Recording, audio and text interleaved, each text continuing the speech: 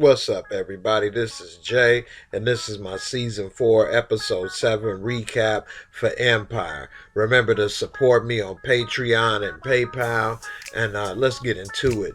Now, this last episode, it had a lot going on, and me myself, I know this episode is coming to you all late. I tried to use different software to make it, and in the end, I had to scrap it all and come back to Old Faithful. So here we go. We see, first of all, in New York City, now they at Empire headquarters, and we see Lucious, and he's making the music with Sexual Chocolate and his son, Jamal Lion. And so Jamal's at the piano. He's trying to play the little hits and everything, jogging Lucious' memory back, because now he's supposedly back, and he's got a little smile on his face. He's happy-go-lucky, and now Lucious is learning how to play music with watercolors. And so we see Sexual Chocolate there, and he's providing his support. And then he says, you know what? I see what you're trying to play. It's all right here in your painting. You painting by watercolors, you kind of like coloring in the blanks. And so Jamal is smiling because he sees his dad knows how to play the piano, and he like, yeah, damn right you know how to play the piano. And Lucious is smiling because he like, yeah, I know how to play by watercolors. And Sexual Chocolate just smiling because, you know, that's all he do. He see two men smiling. That made him happy. Meanwhile, at the park, we see Stella trying to get his groove on with Anika, and he's over there playing Daddy Daycare with Bella and Anika, and he's all, you know, kissy, kissy, huggy, huggy, and then, of course, the lady got to always come up and say how cute somebody baby is. But little did they know that Jamal was sitting there looking through the damn bars like a gorilla at the zoo, mean mugging from behind, ready to come and attack, thinking that they trying to steal his baby and steal his glory. And so right when he was fed up and had enough, he was about to make his move, Bill Cosby Jr. came up and stopped him. And so Cosby told him, hey man, you don't want to do that. You don't want to go and make a scene in broad daylight. You're going to ruin all your chances. And he's saying, I don't care. They trying to pretend that that's her daughter, and it's not. So I'm about to go and make a move. But luckily he talked him out of it. Meanwhile, we see Forrest Whitaker, and he looking like a little red school bus over here. Then he's in the studio working everybody to death to the point where they tired. And then we see Becky. She's tired. She's hungry, ready to take a bite out of her arm. Meanwhile, he's trying to get on this engineer to look like one of the last members of Crisscross. And he's telling him, hey, you got to get your head in the game, young brother. You ain't getting it. You ain't adjusting the stuff right. And so he getting on everybody. They getting fed up, getting upset. We see Portia with her eyes rolling in the back of her head, looking like she possessed by the exorcist or something. And so now he's arguing with the guy because he feel like he messed up. He didn't do what he was supposed to do right. And now he's telling the girl in the booth, Tori Ash, what happens to be Bruce Willis and Demi Moore's daughter in real life. They telling her, we got to start from the top. And so now the guy's saying, I don't know what you're looking for, but Crisscross say, we got this, my brother. And so Becky is getting hungry. She got her eyes rolled up, dreaming of the chicken inside her eyelids. And so he says, look, I know this is all hard work and everything. Why don't y'all go take 5, get some breakfast, and we'll come back. And yeah, she want breakfast because her stomach was growling. But he said, hey, look, man, I don't know what you think, but we got this, my brother. I can handle this. You know, I used to make them jump back in the day. And then Red Fire Truck over here, Eddie said, my brother, I got this, and we gonna handle it. And so then Becky and everybody started noticing what was going on, getting a little upset. And he got mad and said, hey, man, my head is in the game. I know what's going on. And so now the girl in the booth, because they starting to argue, Tori Ash say, hey, guys, how about we just take it and call it a night? My voice is wore out. And so now he's ready to leave. And so he walks out and he's telling Portia, hey, Eddie's pushing us too hard. And he a midget compared to her. She doesn't snap him in half if she got on top of him. But anyway, they supposed to be dating. And she's saying, you know, he's just like Lucious. He's trying to push us and do this. He like, yeah, Lucious was a perfectionist, but, you know, he treated us like family. We don't know Eddie like that. And also, you need to check Cookie because she treats you like crap too. And so now Portia looked at him like, what? What's all this? What you talking about? And then he left and left her standing there looking stupid. Meanwhile, we see Cookie, and she's over here all over Hakeem, checking him about him talking with Dirty Diana Dubois, running down the family behind everybody back, and that half of this is his fault. And he trying to justify it, saying that he didn't lie about the family. And she's saying, oh, this ain't the time. You better get that bass out your voice. And then she muffs him. And then at the same time, Andre is telling him, ain't nobody say that you lied. It's not about that. And then we see Thirsty come in, and they saying, yeah, Lucious is on the way of handling that Anika situation. So then we see Lucious, and he's popping up at Anika's house, and he's trying to talk to her. She tries to close the door on him, but typical Lucious style, he busts in anyway, have a seat on the couch, make himself comfortable, and then he's talking to her about, hey, I know that I have some things that happened with me in the accident and lost my memory, but I do remember that you want to have your daughter as the heir to the Lion Throne. If you sign this agreement for custody so that we can see her, then I'll make sure that she's one of the heirs with the boys to the Lion Throne. And so she agreed to make that arrangement. Meanwhile, we see Cookie back at the office, and she's working hard trying to get things done. And then big Porsche SUV rolls on in, and she's trying to say, Cookie, we need to talk. The engineers are talking about a strike. She like, what, a strike? And then right when she was getting ready to get into the meat and potatoes of the situation, Lucious walk in. Yeah, I handled that Anika situation. And so she like, oh yeah, Portia, that'll be all. And she like, but Cookie, we need to talk. She said, Portia, that's enough. That'll be all. And so Portia get upset, and then her face turned into the Exorcist real quick. She good for doing that. And so Cookie tells Lucious, hey, the engineers is planning on going on strike. And he said, yeah, I gave Eddie my proxy to handle that. And she like, oh, your proxy? I thought, so when you ain't run that by me? He like, well, I got your back, Cookie, like always. And then Cookie go into a flashback because he talking about, I got your back. And she like, you ain't always had my back, Lucious. And so she starts in her flashback, remembering when she was in jail and how she got the letter from the guards in prison, and her friends, everybody excited over mail, and her mail was talking about Lucious is divorcing her. And so at first she was happy, thinking she getting some good mail from him, and then he broke her heart. And so she's saying to Lucious, yeah, you ain't always been there for me, Lucious. And he's saying, well, she said, I thought you was getting your memory back. And he's saying, well, I am here for you now. And whatever may have happened before, that's in the past. I'm here now. I mean, damn, you pretty hard on the brother. Besides, you looking good behind that desk in my seat. And so Cookie's saying, yeah, the old Lucious might be rattling around in there. I don't know. And he said, yeah, don't worry about it, Cookie. I got your back. Just be cool. And so then they walk off. And then meanwhile, we see down at late night downtown, they have some type of gay, party club. And it's Jamal and his sexual chocolate Warren over there, Warren G. We know what the G stand for. And then they see some little Opie Taylor weird dude dancing, and Warren, he just thinking about putting some cream in his coffee real quick. He got a dark roast. And so they looking at old boy, and he looking like just a mess, and he's trying to get him to have a threesome, and Jamal don't want to have a threesome.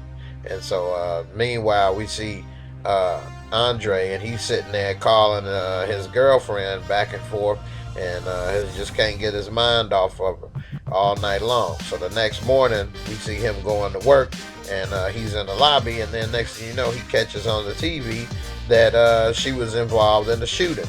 And so now he realizes, well, that's why I haven't been able to hear from her. She was involved in the police shooting. And so now he's wondering, is she okay?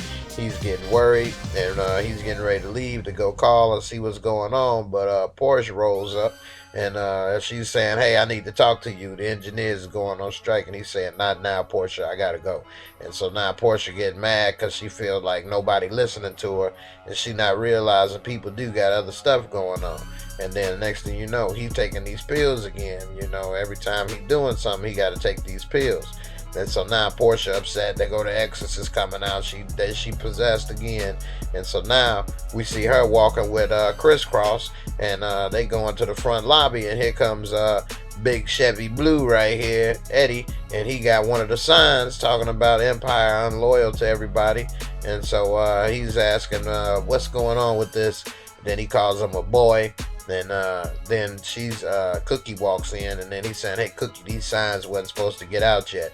And then Eddie shows her the sign, and so now she's saying, "Well, what's going on here?" And he's saying, "Hey, we've been working these unfair hours and this and that. It's been working as hard, and Eddie ain't no better." And so then he's saying, "We was gonna go on strike. We got the email. All I got to do is press this email. The union already approved the strike. If I press this email, everybody walks." And so Cookie looks at Eddie and say, "I thought you said you handled the situation." And he say, "Oh yeah, I did."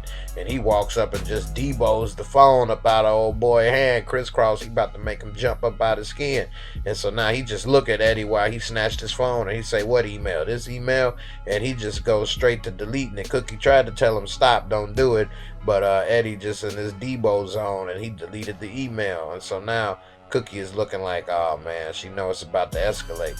And so now she said, "Come on, Portia, let's go." So her and Portia about to walk back up to the thing, and then Crisscross say, "Come on, Portia, what did we talk about?"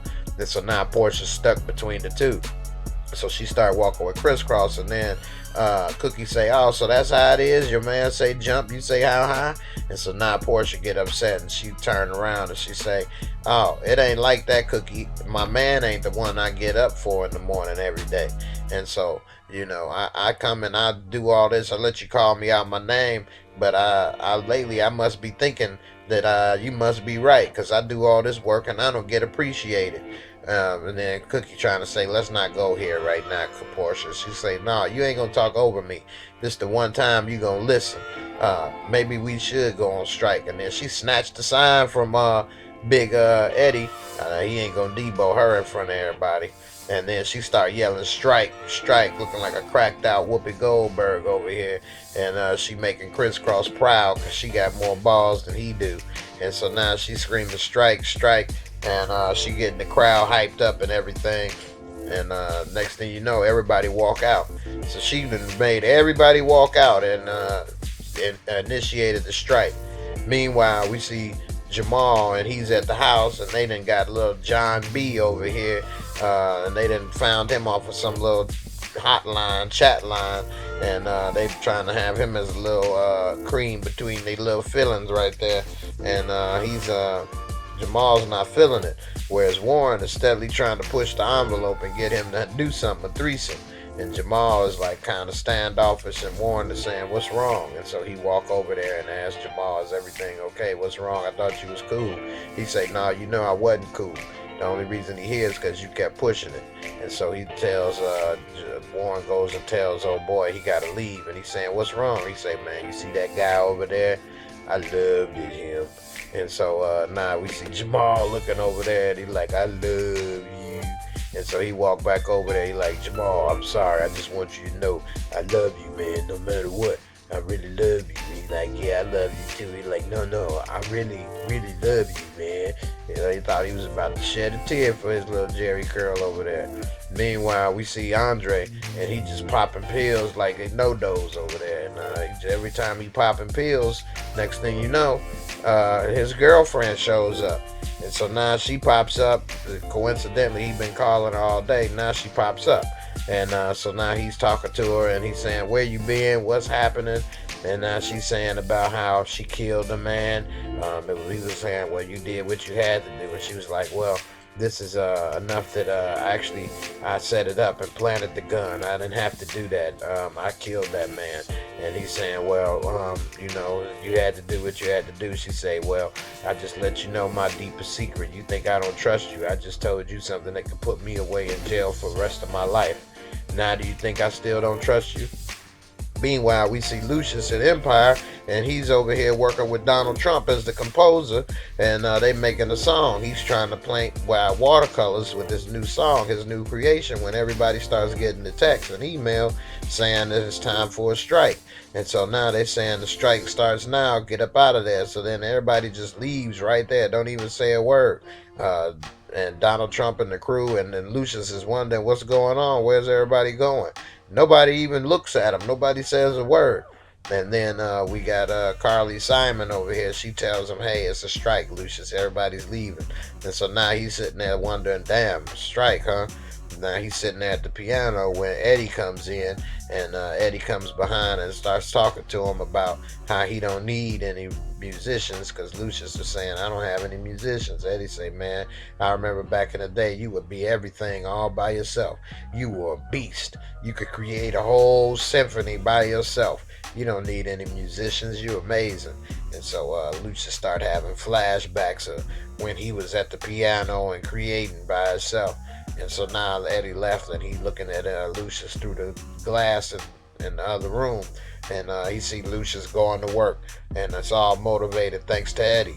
And so now Lucious is having memories of when he was conducting, when he was putting together, composing songs, and he's saying to himself, I'm a beast.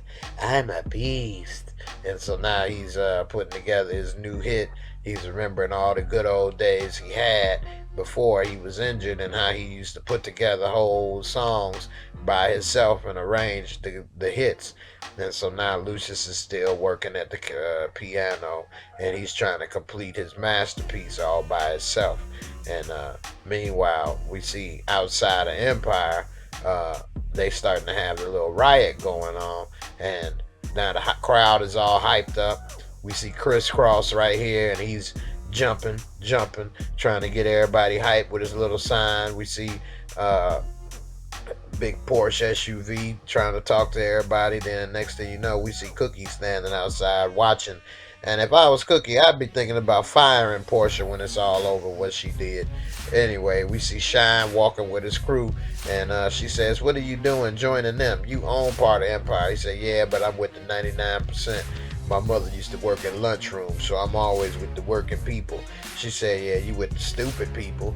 And so now he walks off and joins the crew, and she's watching him leave, and Portia's hyping up everybody, and she's saying strike, and getting everybody hyped up. Tori Ash comes out and joins them, and she's talking about how she was supposed to sign. The man want her to sign with Leviticus. She's the man.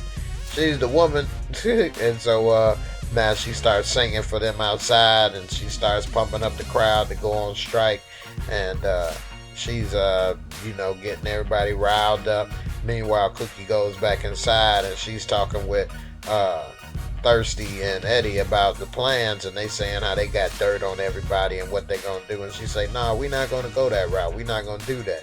And they confused. They like, why? She said, because these people are family.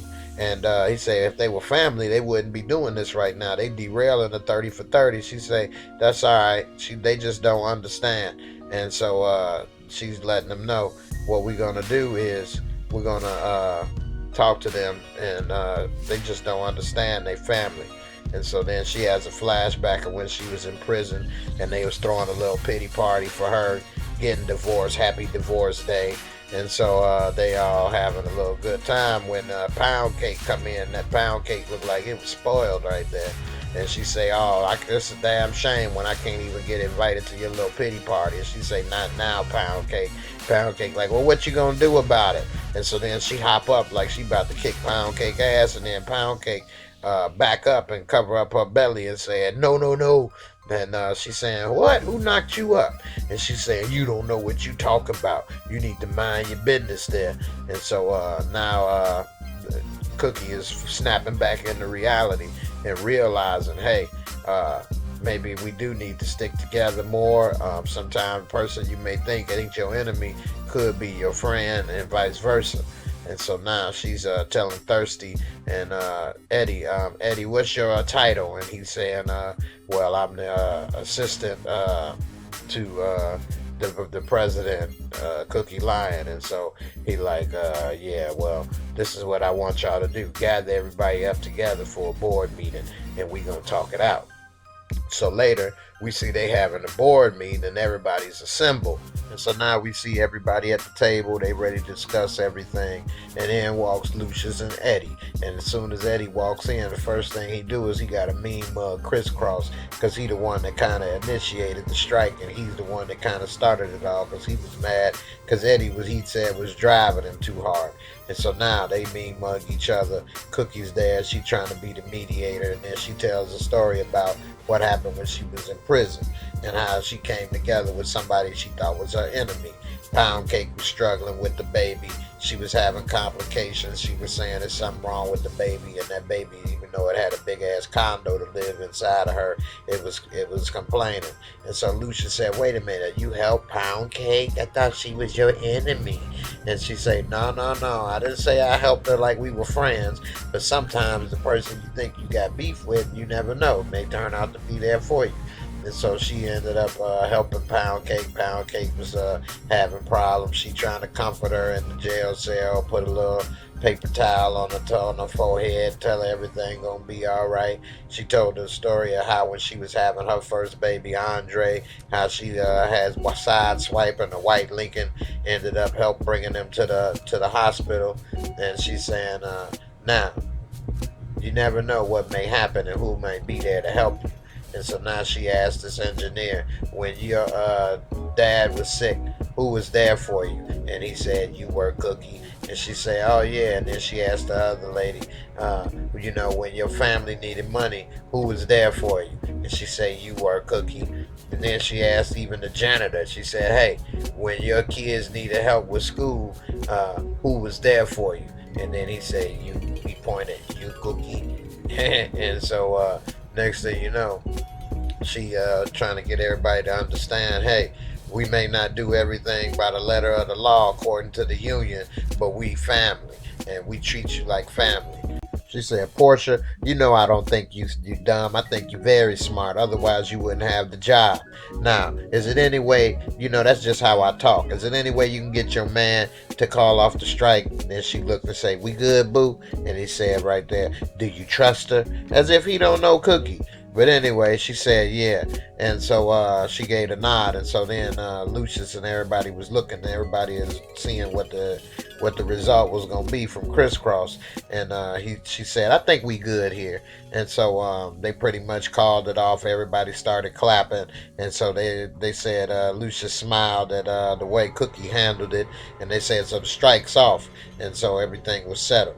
So then meanwhile, we see Portia and Cookie, and they walking in the office, and she says, "I didn't stop the strike because of you, Portia, and but you did a good job." And so then Portia gave her a hug and say, "Cookie, I've been waiting years to hear you say that. Thank you, thank you." And she like, "Girl, get up off of me. What's wrong with you?" And she said, "Here, fix my phone. It's broke." And so she gets the phone and she look at it. She's like, "Well, Cookie, the ringer's off." She said, "Yeah, like I said, it's broke."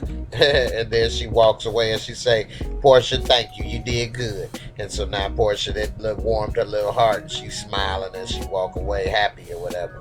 Meanwhile, we see Andre, and he in the bed with a crooked officer, aka Nappy Dugout. And so they all having a little pillow talking, and he's saying, "Yeah, I got to get ready to go," because he got a text from on his phone for his family to meet up with Bella. And so he like, she like, "You leaving me by myself?" He like, "Well, maybe I'm gonna have to tell you my family about you and introduce you to the family."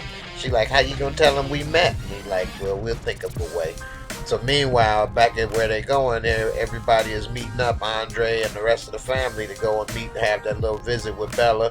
And then Jamal's telling them that he gonna have Warren move in with him. "I think he's my one."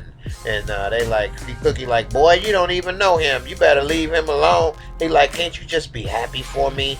And she like, "I don't know. We'll see." So now they going inside this fancy hotel to go meet for dinner.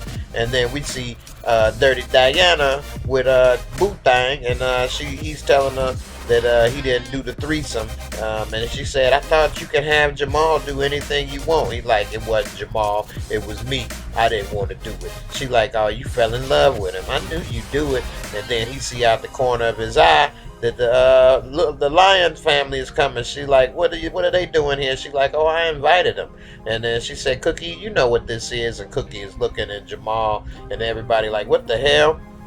Jamal say, Warren, what are you doing here? And she say, oh, before he could even say anything, she's like, oh yeah, Warren, this is my nephew. And he like, nephew? She like, yeah, his job was to get you to have a threesome and take pictures and post it everywhere. And so everybody getting mad. You can hear Hakeem saying, Dad, do something. And Lucious is kind of froze, stuck, and he's thinking about how he used to whoop ass, but now he can't do nothing. And then Jamal say, don't worry about it, I got this one. And then he run over there and he punches him and kicks his butt, talking about, I thought you loved me. And so he beating him down, and Warren, as big and swole as he is, he folded like a cheap tent right quick. And Diana is looking like, oh, ooh, and she's just laughing basically at him get whooped. People in the restaurant taking pictures and video with their phones, and he going hard on him, beating him down real good, punching him in the face. You can see Warren just taking it. We can see he must have been the bottom the way he just took that ass whooping. And so then Cookie is just standing there watching, happy that he getting beat down, and Jamal stomping him in the chest, beating him down. And then Hakeem and Andre pull him off, and he said, people trying to take pictures. He like, that's all right, here, take pictures of me. Hello. He said hello. And so they grab him off, drag him out of the way and everything. And then Cookie say, you know what, you messed up, because we coming for you, bitch. And she give it a point her finger at it, and Dirty Diana is looking like, yeah, right. You ain't ready for this. And so as Cookie walking away, people filming her, and she's like, get them damn cameras out my face. And then, you know, they got people just filming, because, you know, everything's a story nowadays real quick, and that was a beat down. And so now Lucious is looking, he's kind of froze. She like, Lucious, come on. And so he's looking at Dirty Diana, and she just looking at Warren all beat up on the ground, talking about, I told you. And Warren is just sitting there all hurt. I deserved it. I did my boo wrong. And so she's just looking at him like he just a sad sack over there. Meanwhile, they outside going to the car, and Lucious is saying, I wanted to beat him down and stomp him with my prosthetic leg. And then Cookie, she been having a lot of visions this episode, and she turned into a visionary, and she remembering when they was together and he was getting in the car, and Andre called for him, and Lucious pushed her ass out of there on the ground before the car blew up. And then she remembered another time when somebody had a gun to her head, and Lucious was like, shoot me in the head right here. Then she like, yeah, maybe the old Lucious would have beat him down, but I don't know about this new guy. And so now that kind of pissed Lucious off, and got to hit him in the soft spot, because now he know he done went soft, and he's trying to think about what he gonna do next to get revenge and reclaim the title. Thanks for watching. I know it took me a while. This review has been backed up, but I appreciate your support.